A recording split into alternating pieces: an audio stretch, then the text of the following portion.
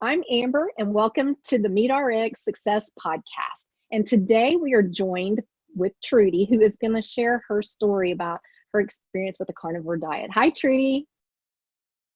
Hi. Thanks for having me. Thanks for joining us. Okay, so let's get down to it. Okay, when you before you started the carnivore diet, can you kind of give us a background of like maybe what issues you were having, maybe what kind of diet you were following or anything like that? Just kind of fill us in on where you were at before you started carnivore. Sure. I started having weight trouble in my mid to late teens. Really wasn't a big deal because I wasn't fat per se, but definitely bigger than I should have been for my frame. I've always been a really small framed person. Then when I got to dating, I got more into, wanting to lose weight. So I got introduced to diet pills and I started taking them. In my opinion, they're more like speed, if you ask me, because I talked faster than normal. And being from the South, I talk fast enough anyway. So I started taking those and I started losing weight really fast. Then I started taking more and I ended up probably 3 times the dose that I was supposed to be taking in a day. And then I thought, instead of eating, if I would do maybe slim fast shakes or something like that instead of real food, I might could lose more. So instead of eating, I would go for weeks at a time with just diet pills, water, and slim fast. And I went from about 190 to 115 in 4 months. Yeah, 4 months. I got really sick. My hair started getting really thin. Even for a small person, the skin on my neck was really, really loose. And my sister, she was younger than me. She's about 16, I guess. And she was like, "You've got to find some food." And well, I started eating actually and gained a little bit back, which wasn't a big deal because 115 pounds, 5'5", was very small. So I gained maybe back up to about 140, which was still a really good size for me. I maybe was about a size 10 or so. I got married in 2000. I was about 140 pounds, and I started having weight problems again. I found out I was pregnant with our first baby, and by the time I was 8 to 10 weeks pregnant, I was in maternity clothes already. I just got bigger really, really fast. And about 8 months into my pregnancy, I had to have an emergency C-section because my weight had gotten up. I had gained almost 90 pounds, and my blood pressure was like 210 over 115. It was just astronomical.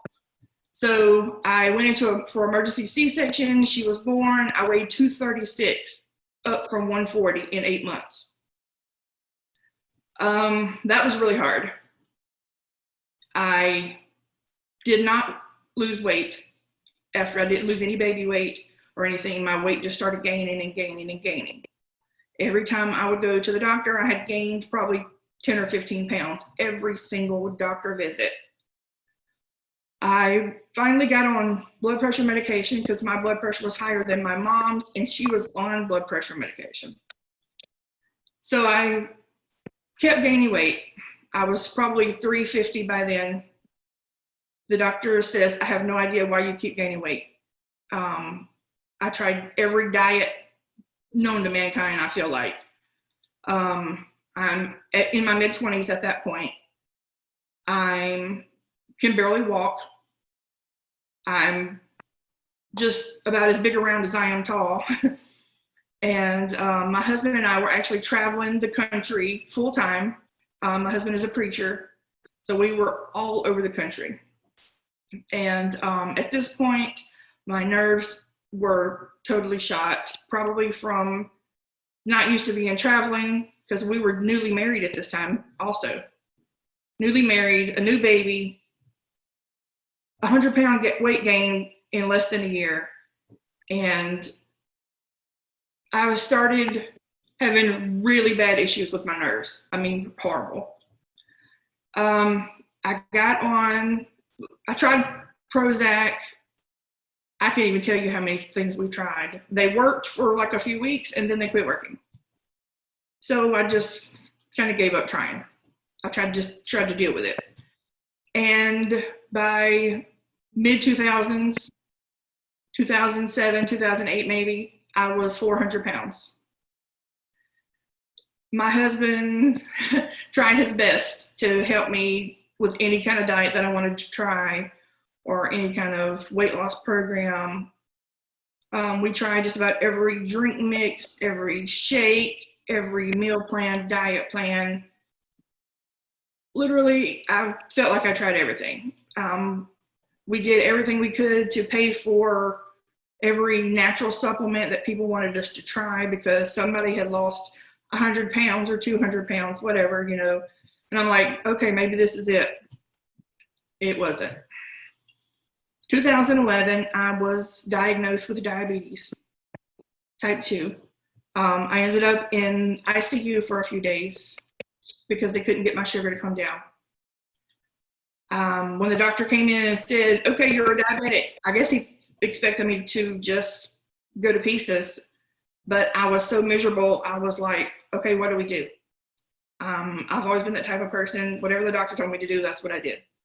So he put me on insulin while I was in the hospital. They finally got it to come down where it wasn't stroke level. And I immediately quit sugar, which is extremely hard for a Southern person to give up sweet tea and biscuits and cornbread and literally every carb known to mankind. So my husband did it with me. He immediately gave up Cokes and sugar, and it was wonderful.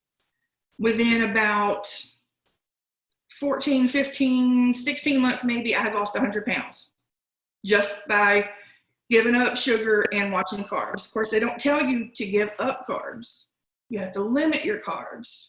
And they tell you, you know, about a handful is about the amount of pasta or potatoes or whatever. Nobody told me if I quit eating those things that I probably wouldn't need medication, you know. But I kept it under control. I was very disciplined. I didn't eat sugar. Maybe once a year, my husband and I would share a dessert in a restaurant. That was it. We didn't bring it home. We didn't buy it. And I got down to 299, which from 400 was a miracle. It was wonderful.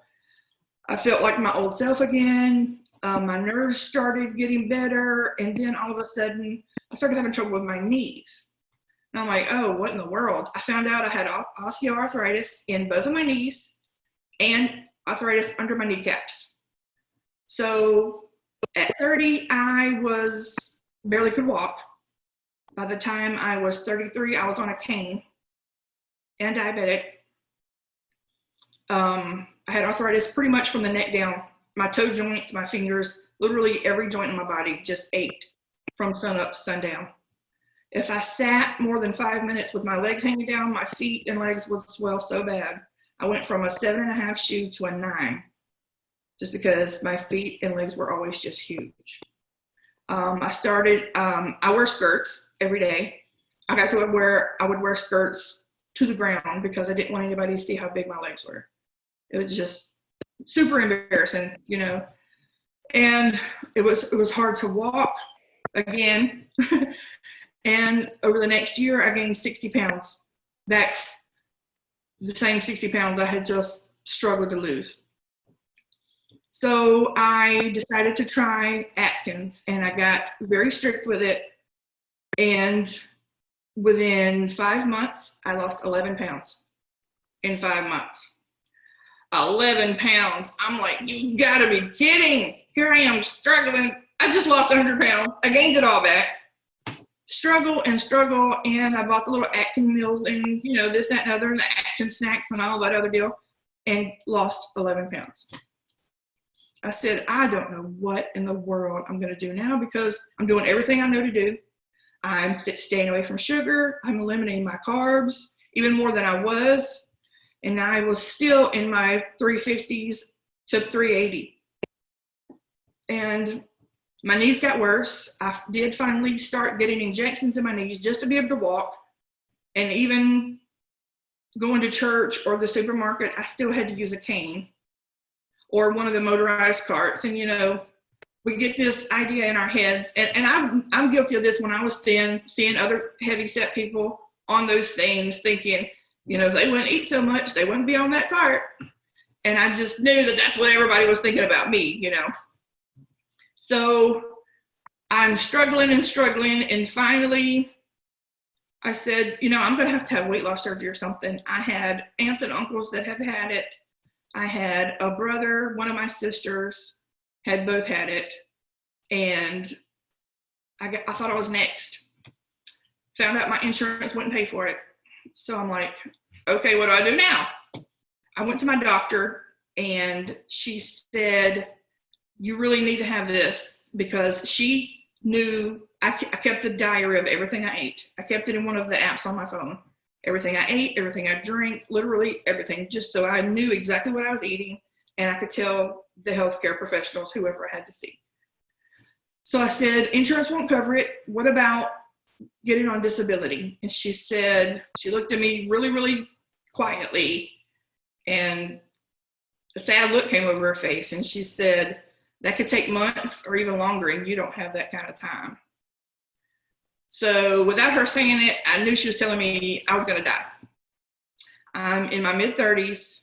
I have a teenage daughter. I didn't want to leave my husband, trying to raise a teenager by himself. And I didn't want to leave my husband. We just celebrated 20 years, which is a lot for somebody my age. I'm 39. And I lost my 20s. I lost my 30s to morbid obesity. It was a struggle. So I started a GoFundMe, actually, because I knew I had thousands of friends who knew me personally and seen me in my travels and knew my struggles, because I was on an inhaler just to get from the back of the church to the front to sit down. I was on an inhaler.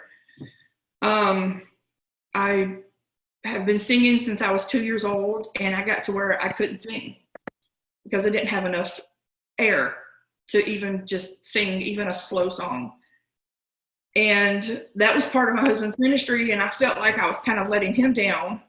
There were times that he would have to stop mid-travel to get me a hotel room because I couldn't endure the pain of the bouncing up and down the roads. So I felt like I was letting everybody down. My mom had to start raising my daughter because I couldn't deal with it. I couldn't take care of myself, much less a baby. With my husband having to study preaching and study for his sermon, he couldn't take care of the baby.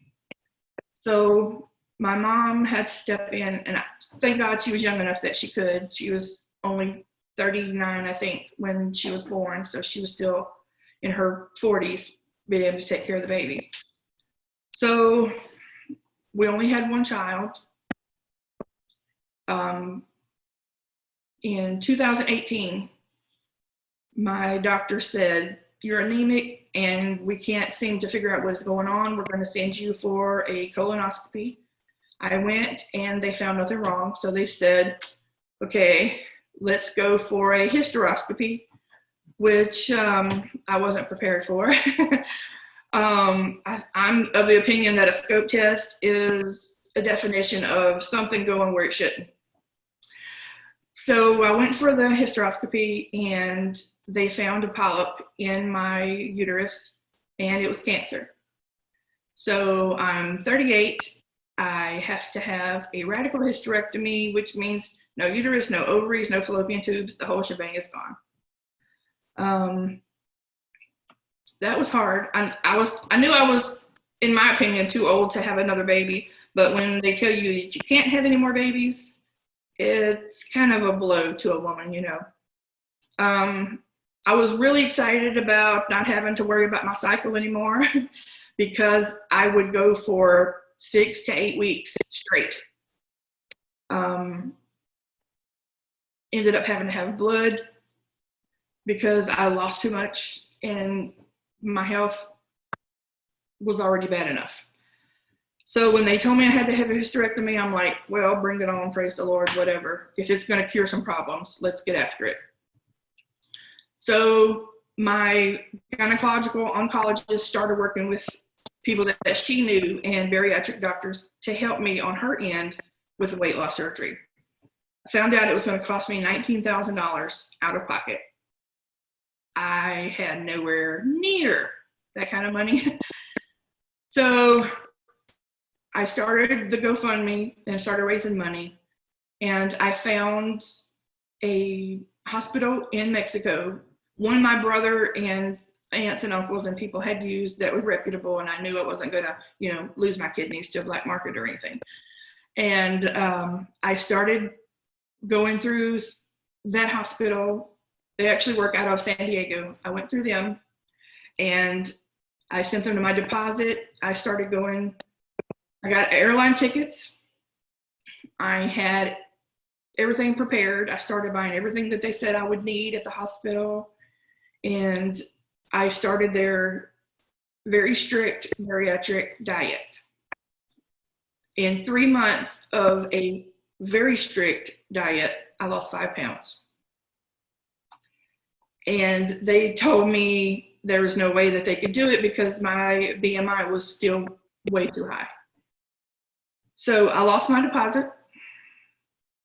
All the money that people had donated, I lost it all. So here I am again, needing weight loss surgery or I would die, and couldn't have it. And as you've already seen, faith is a big part of who I am, always has been my entire life. So I prayed and I said, God, this is my last resort. I don't know what to do. I've tried diets. I've tried meal plans and strict meal plans, diabetic meal plans, you know, things that they say diabetics should do, and nothing worked. It might work to lose a few pounds, and then it all came back and brought friends. So I said, I don't know what to do.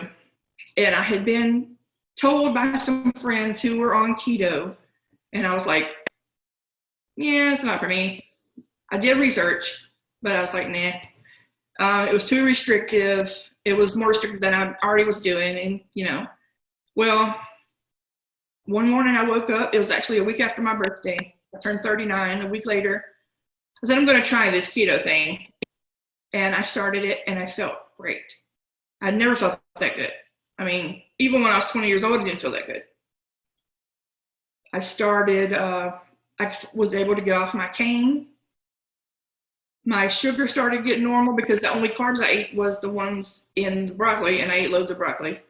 So they tell you, you know, eat your cruciferous veggies, tons of cauliflower rice, which I absolutely hate. I hate cauliflower. And, you know, they tell you to use cauliflower for everything. Everything was going good, but I didn't lose enough pain. I lost weight. 6 months, I lost 65 pounds, which was, I was blown away because struggling for a month, I only lost 5 to 11 pounds. So I said, this is great. And then I heard about Carnivore, and I'm like, that is weird. You know, you grow up in the South, and everybody you know has a garden. And for people that don't eat vegetables, they're picky and they're unhealthy and something's wrong with them. We used to get on to my brother all the time because that dude wouldn't eat a green thing if his life depended on it. So I'm trying to wrap my head around a diet that supposedly is long-term, but with no vegetables. That's weird. So I kept doing keto, and I was like, and the more I would find, the more I would do research. I'm a big research person. I'm not going to just jump in and go crazy on something I don't know what I'm doing. So, because I'd tried enough diets all willy-nilly and none of them worked. So I did tons of research. And the more research I did on keto, I kept finding videos and things on YouTube about carnivore. And I'm like, okay, maybe there's something to it. So I started watching things that would tell me about what vegetables would do to your body. I'm like, seriously, what? I mean, here I am eating. I still have so much broccoli, organic broccoli in my freezer, just sitting there waiting on somebody to come get it. I said, let me just start slowing down on the veggie side and up the protein, because I'm a big meat eater. I love meat. I could eat meat 10 times a day if I was hungry enough, you know. So I think around Christmas, we didn't want to do the big Christmas meal, and it was just my husband and my daughter and myself. So I baked a ham and I roasted a small chicken, and I did some loaded mashed cauliflower for them because, you know, I'm not going to eat that stuff. So I just ate meat without even thinking about the carnivore side. And when I posted it online, I kept posting my keto meals for inspiration for other people. I'm not, you know, just wanting to take pictures of food, but I was trying to help other people who needed, you know, meal ideas. So somebody said, are you going carnivore? And I'm like, well, if I do, it'll probably just be like 30-day, you know, maybe just to see how I do, if I can give up veggies that long, you know, because I love vegetables. Love them. Always have. And I started noticing that my hands didn't hurt as bad, even when it was raining, because I could always tell you when it's going to rain better than the meteorologist. My shoulders started hurting less. I started noticing I didn't really want those veggies nearly as much. Because on keto, you eat tons of vegetables and tons of nuts. And nuts are so, oh, I can't even tell you, they're horrible. So I started laying off of those, and I'm like, this is pretty good. This is great. I feel better than I have in a long time. And I just basically kind of weaned myself off of veggies. And around January 6th, I think, January 6th or 7th, I went veggie free and been veggie free ever since. I noticed that my sugar was stabilized. So I said, I got prayer at church one night, and the next day I said, I'm not taking these diabetes pills anymore. I'm going to keep a very close eye on it. I kept my glucose meter, my blood pressure, everything on a check, because I like to know what's going on with my body. If I start to feel different, I'll check it just to make sure. If I need it, I have them. I'm not throwing them away. I'll go get one. So I kept checking it, and it kept going down and started being normal, like 100 or 105. And I said, that's pretty cool for being a diabetic for 9 years now. And then I noticed that I didn't need my nerve medication. Every once in a while, I might take a half instead of a whole or two every day. And I noticed I didn't need my allergy medication. I had really bad seasonal allergies. Everybody in my family does. It's horrible. And I was taking a pill and a nasal spray every day, or I couldn't function. It was just horrible. I no longer need those. I stopped taking my blood pressure medicine about 3 weeks ago, and my blood pressure is perfect. It is almost always the same number. My glucose level is always the same number. It barely moves whether I eat or don't, which I wasn't used to. I was used to it going up and down, and feeling just horrible. I feel great. I no longer use my cane. People at church call me Speedy because I'm always just zooming around. My husband can't keep up with me at the grocery store. I don't huff and puff when I walk. I don't remember the last time I used my inhaler. I rarely ever take a medicine, and I was on 10 prescriptions plus 10 to 20 supplements.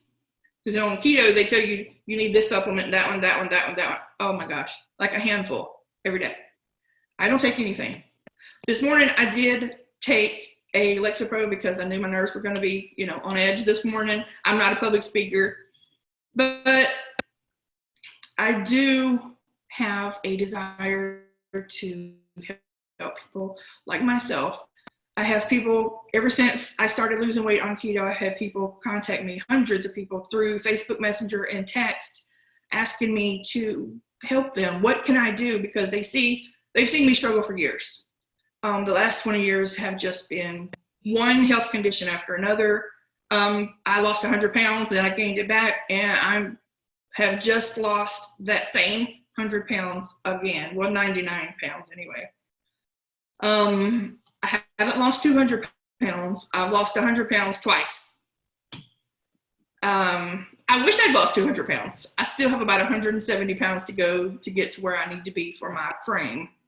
But I feel great. To be 301 pounds, I feel amazing.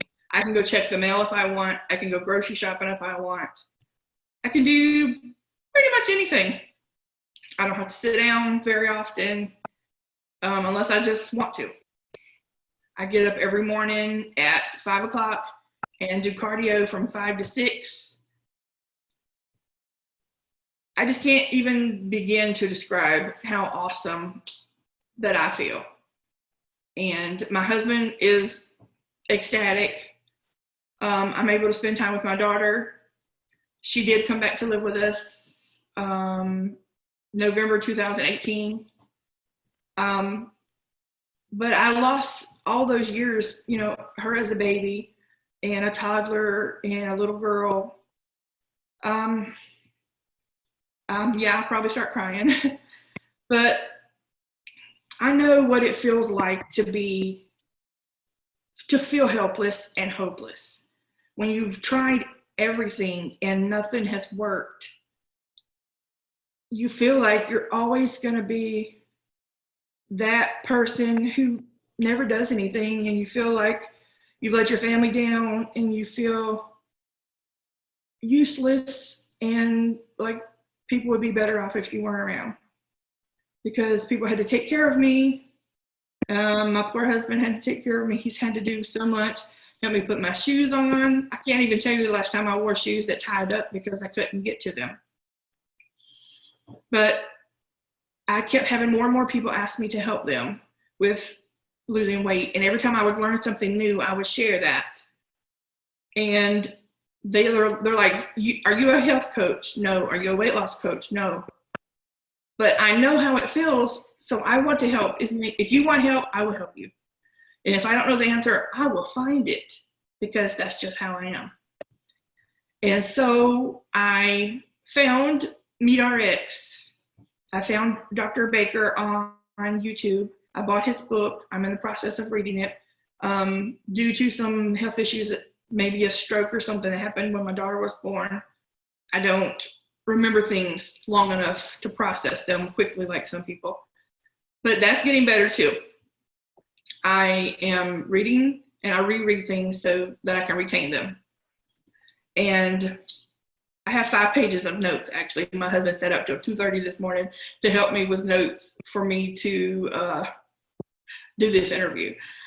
But I am very excited about Carnivore. I don't see myself ever going back to anything.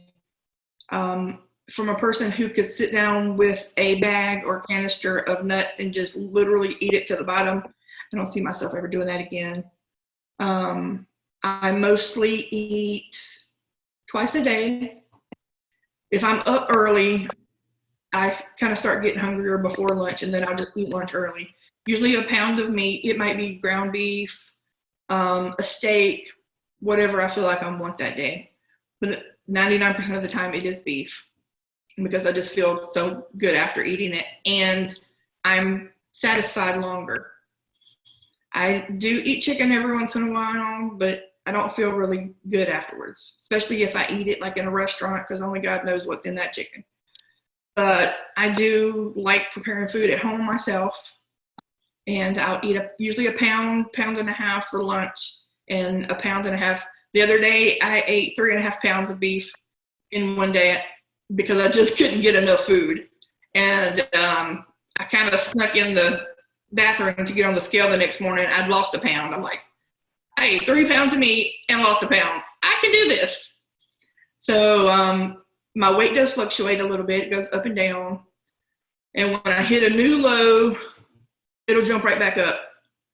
But for somebody who has struggled so long, to see the scale go down any is just a miracle. Literal God-given miracle. I don't know who came up with this, but I could hug and kiss them. My husband probably wouldn't care at all. And I'm really thankful, and I'm really looking forward to helping more people. I actually want to do motivational speaking, which is really big for me because I hate speaking in front of people. But I know, like I said, I want to be able to help people like myself or even bigger who feel like this is their lot in life and this is where they're always going to be. It's never going to be any different. They're never going to feel better. They're always going to wake up and say, I wish I didn't wake up this morning. I've heard people say that, and I've heard it myself, but I wouldn't let myself say it out loud because I'm not the type of person to let myself get depressed. I've seen too many people go down that hole and not come out. So I wouldn't let myself get down there. But every day I look forward to it, and I look forward to helping people. I get usually when I get one message on Facebook, I get like 5 or 6 people saying, help me, I need your help. And I look forward to being able to help people because it is a very hopeless feeling trying everything and not seeing a way out. By the time you think you see the light at the end of the tunnel, it's just another train. There is no light. And Carnivore has been amazing for me and my family. My husband is carnivore for dinner because that's what I cook. And without even trying, he's lost probably 35, 40 pounds since I started in July. And all of his clothes are too big too. I just got rid of all of my clothes. I'm very slowly building it back up because my closet's empty. But it's wonderful, and I can't say enough about it. And I could probably just go on and on and on. But I'll give it back to you. Thank you so much for sharing your story, Trudy. I can relate so much. You had me in tears. I think you're so inspirational. I think you're an amazing person. And I love that you found something that works for you.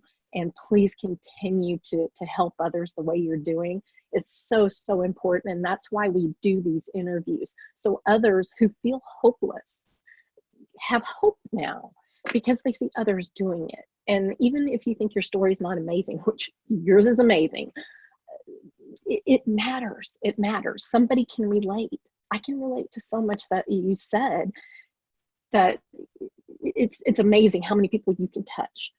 So thank you. Thank you so much. I know this was hard for you. I know it was scary, but you're going to touch a lot of people.